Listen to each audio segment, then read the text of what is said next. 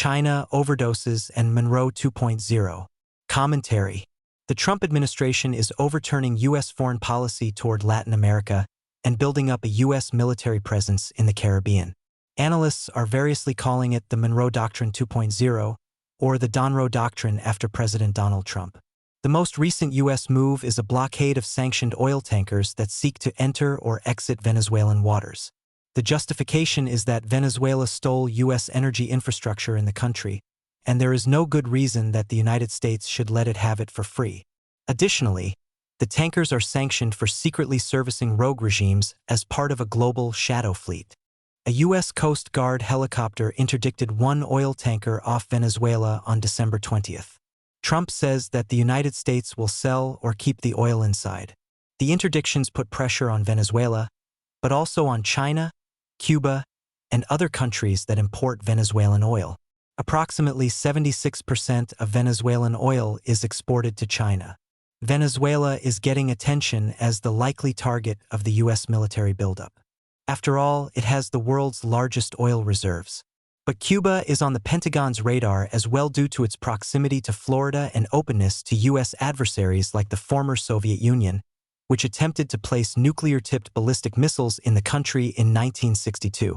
This brought the United States to the brink of nuclear war and forced the removal of U.S. nuclear weapons from Turkey. Now, China is likely operating 4 electronic intelligence collection sites from Cuba that are aimed at the United States. Washington should never have allowed these sites to be established. Leaving them alone might lead Beijing to believe it can expand them into ballistic missile sites without the risk of war. Cuba is a far smaller country than Venezuela, with fewer people and mountains. Cuba has a population of 11 million compared to Venezuela's 29 million. It already has a U.S. military base at Guantanamo Bay. Both Cuba and Venezuela are losing population due to people voting with their feet, which is the only vote they get. Cuba and Venezuela's loss is a U.S. gain, but in illegal, not legal immigrants. Fixing the governance problems in both countries could significantly decrease illegal immigration to the United States. A U.S. invasion of either country seems unlikely, but the communist revolutionaries in Havana must be getting nervous. In 1959, they overthrew the Cuban government and stole $1.8 billion of U.S. assets. 3 years later, the United States imposed a trade embargo on Cuba. Due to Cuba's support for revolutionaries in Africa and Latin America, the U.S. State Department designated the country a state sponsor of terrorism in 1982. That made it more difficult for Cuba to engage in international trade and depressed the country's economy. The Soviets kept Cuba solvent with $3 billion in annual foreign aid, but that ended in 1991 with the Soviet collapse. Now Cuba is out on a limb. The combination of communism and sanctions has hurt the Cuban people, with 70% so poor that they must skip one meal a day. 1/3 of the country's 11 million citizens are affected by mosquito-borne disease. In some parts of the country, blackouts last 18 hours a day. In 2021, large anti-government protests led to many arrests and the strengthening of U.S. sanctions on the country. Stealing $1.8 billion from your biggest customer wasn't the brightest idea in the world.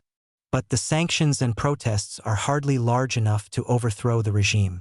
The sanctions do, however, help deter other countries from turning to communism and stealing yet more U.S. property. So do the interdictions of Venezuelan oil. So they are likely here to stay until Venezuela and Cuba turn toward a market democracy status, or at least return stolen U.S. goods. Cheap Venezuelan oil was a meager lifeline for Cuba that looks about to end. In exchange for it, Cuba sent personnel, including intelligence officers, to buttress the Venezuelan regime. That will likely continue as Havana wants regime stability in Caracas. If Venezuelan leader Nicolas Maduro is overthrown, then Cubans might get ideas and overthrow their own communist masters. Cuba's authoritarian influence in Venezuela is a direct attack on the country's democracy, but also an indirect attack on the United States. As is now well known, thanks to the Trump administration's targeting of Venezuelan drug boats, the country traffics much of the cocaine that kills thousands of Americans every year. Given Cuba's support for Venezuela, it was reasonable that in January, the Trump administration redesignated the former as a state sponsor of terrorism. Perhaps revenues from U.S. Coast Guard and naval interdictions of Venezuelan oil headed for Cuba could go for more effective drug interdictions throughout Latin America, including against fentanyl production in Mexico. Washington's new approach to defeating the global shadow fleet, narco-terrorists, and drug boats is strategically sound in that it cuts their funding while saving lives.